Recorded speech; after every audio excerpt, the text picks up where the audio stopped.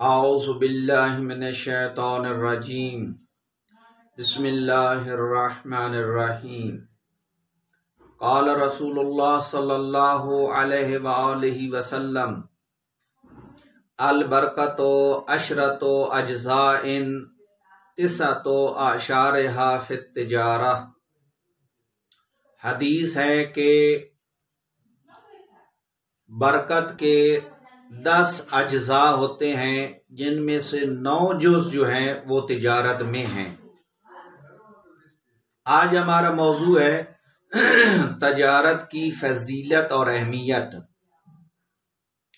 دیکھیے، تجارت کرنا ایک مستحب عمل ہے، اس لیے کہ رسول خدا صلی اللہ علیہ وآلہ وسلم نے حضرت خدیجۃ الکبریٰ سلام اللہ علیہا کے مال سے تجارت کی اور تجارت کرنے جاتے تھے، اور اس کے علاوہ باقی بھی جو نبی تھے وہ تجارت کرتے تھے۔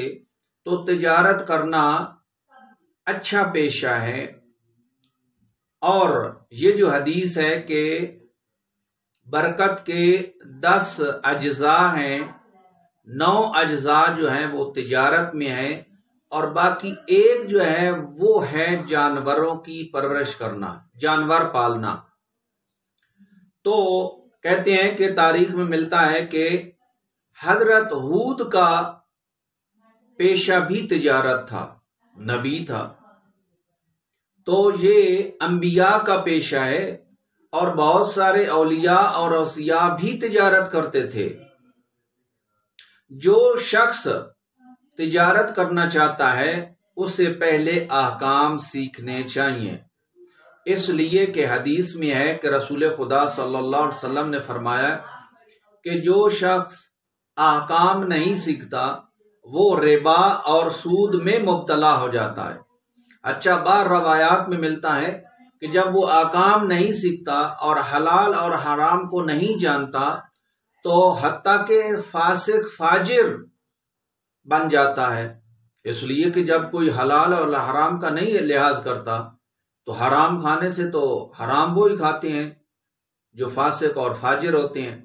حضرت علی علیہ السلام نے فرمایا کہ میں نے رسول خدا صلی اللہ علیہ وسلم سے سنا کہ آپ نے فرمایا کہ روزی کے 10 جز ہوتے ہیں، 10 اجزاء ہیں، اور 9 جز جو ہیں وہ تجارت میں ہیں۔ ایک راوی نے کہا کہ میں نے امام جعفر صادق علیہ السلام سے عرض کیا کہ ایک آدمی تجارت کرتا ہے، اگر وہ اپنے آپ کو اجیر بنا دے، یعنی کسی کے ہاں مزدوری کرے، نوکری کرے، جیسے آج کل نوکری ہوتی ہے، نوکری کرے تو اس سے آمدنی زیادہ ہوتی ہے، اس شخص نے کہا۔ تو مولا نے فرمایا کہ دیکھیے، جب انسان اپنے آپ کو کسی کا اجیر بنا دیتا ہے، اجیر کا معنی ہے کہ کسی کا نوکر ہو جانا، چاہے وہ مزدور ہو، جیسے وہ صبح سے لے کے 8 گھنٹے تک وہ اجیر ہوتا ہے، یا کسی آفس میں کام کرنے کے لیے جائے وہ بھی اجیر ہوتا ہے۔ جتنی بھی نوکریاں ہیں آج کل کی اجیر ہیں۔ اور اس کے علاوہ جو لوگ تجارت کرتے ہیں، تجارت میں زیادہ فائدہ ہے۔ تو آپ نے فرمایا کہ اگر آدمی تجارت کرے تو روزی طلب کرے تو خداوند عالم اس کو زیادہ عطا کرے گا، اور اگر اپنے آپ کو جب انسان اجیر بناتا ہے تو وہ محروم ہو جاتا ہے۔ اور یہ بات ایک میں نے دیکھی ہے، بہت سال 20 سال پہلے ایک شخص بینک میں تھا، افضل صاحب اس کا نام ہے۔ تو اس نے ایک دفعہ مجھے کہا کہ مولانا صاحب دعا کرو یہ نوکری سے جان چھوٹ جائے اور میں کاروبار کروں۔ تو اس وقت چونکہ ہم نہ کاروبار کو جانتے تھے اور نہ نوکری کو جانتے تھے، ہاں اتنا معلوم تھا کہ نوکری اچھی ہوتی ہے، بہتر ہوتی ہے، اور وہ بھی بینک کی، صاف ظاہر ہے بینک کا نام ہی پیسہ ہے۔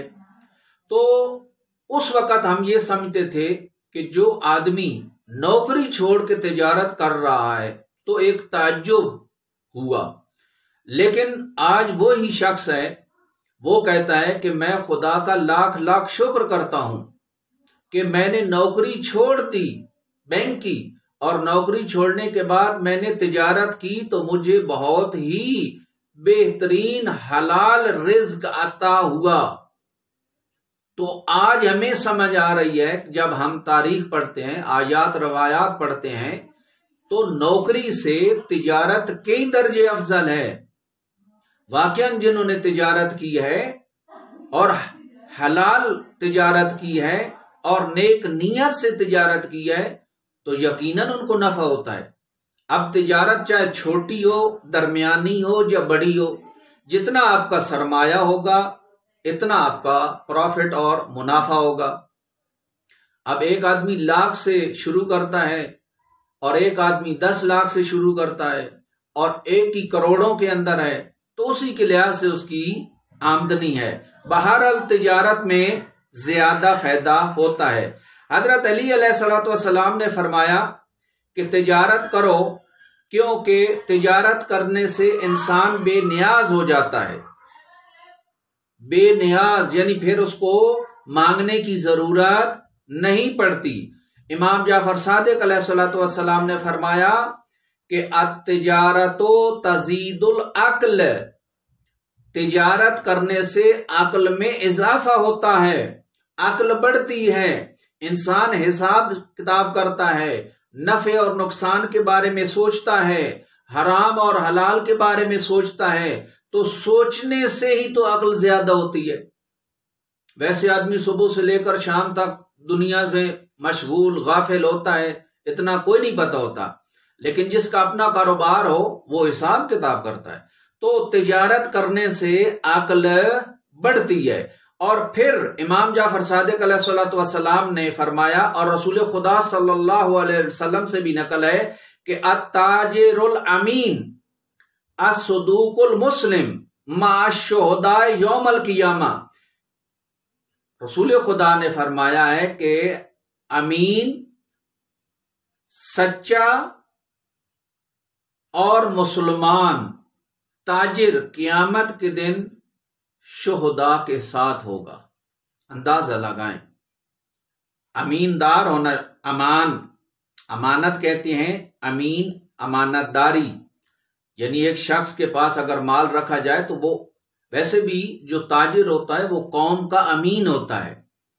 یہی جب مہنگائی اور سستی چیزیں کرنی ہوتی ہیں تو یہ تاجروں کے ہاتھ میں ہوتے ہیں۔ بڑے بڑے مافیا ہیں آج کل، جیسے پاکستان میں چینی کا مافیا ہے، آٹے کا مافیا ہے، ذخیرہ کر لیتے ہیں۔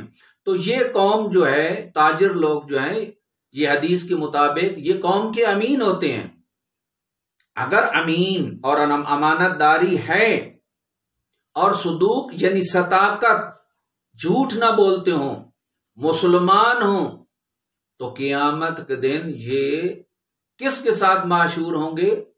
شہداء کے ساتھ۔ کتنا بڑا درجہ ہے، لیکن اس درجہ کو حاصل کرنے کے لیے یہی شرط ہو کہ انسان امین ہو، صداقت ہو اس کے اندر، اور مسلمان ہو۔ اسی طرح 3 دفعہ حضرت علی علیہ السلام نے فرمایا کہ اس امت کے اندر مجھے ربا اور سود کی بہت ہی نہ نظر آنے والی حالت نظر آ رہی ہے۔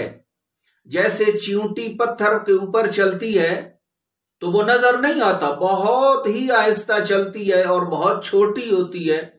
یعنی یہ اصل میں کنایا اور اشارہ ہے کہ اس امت کے اندر ربا اور سود جو ہے وہ بڑا مخفی اور ایک خاص انداز کے ساتھ آئے گا، اور اسی وجہ سے آج کل کوئی ملک، کوئی بینک سود سے پاک نہیں ہے۔ بہت سارے کاروبار ہیں سودی کاروبار ہیں، ڈائریکٹ سود ہوتا ہے۔ بہت سارے علماء کے فتوے ہیں، اب وہ مضاربہ نہیں ہے، اب سیدھا سود ہے۔ تو اس کے علاوہ جو شخص تاجر ہوتا ہے اور امین ہوتا ہے، جب وہ دعا کرتا ہے تو دعا اس کی قبول ہوتی ہے۔ اس کی دعا کیا ہوتی ہے؟ قبول ہوتی ہے۔ اور اس کے علاوہ دوسروں کے حق میں دعا بھی کرنی چاہیے۔ یہ ہم نے ایران میں دیکھا کہ جب ہم کوئی چیز خریدتے ہیں اور ان کو پیسے دیتے ہیں تو وہ کہتے ہیں خدا آپ کو برکت دے۔ تو تجارت میں بھی یہ کہنا چاہیے کہ جب ایک دوسرے سے چیز لو تو کہو خدا تجھے برکت دے، اور یہ دعا کہنی چاہیے۔ اس کے علاوہ تجارت جو ہے، تجارت حلال کاموں کی ہونی چاہیے، حرام چیزوں کی تجارت حرام ہے۔ اگر کوئی منشیات کا تاجر ہے تو وہ شہداء کے ساتھ معشور نہیں ہوگا، وہ جہنم میں جائے گا۔ یا وہ آدمی جو کرائے کے قاتل ہیں، وہ بھی ایک قسم کی تجارت کرتے ہیں۔ اور بعض لوگوں کے پیشے عجیب و غریب بن چکے ہیں۔ اب دیکھو ڈھول بجانا، شادیوں میں ناچنا اور پتہ نہیں گانے بجانا، یہ ایک پیشہ بن چکا ہے۔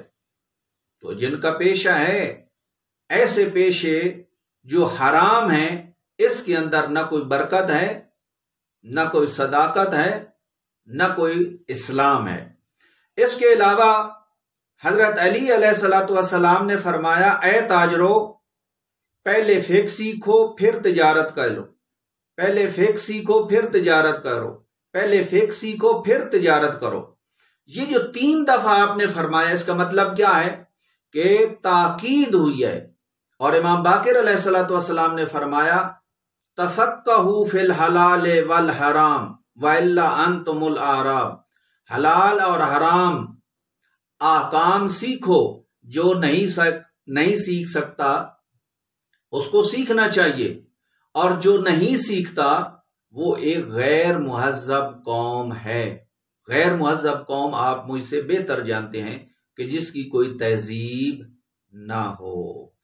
ہم دعا کرتے ہیں کہ خداوند عالم ہم سب کو اسلام پر عمل کرنے کی توفیق عطا فرمائے۔ وما علینا الا البلاغ المبین۔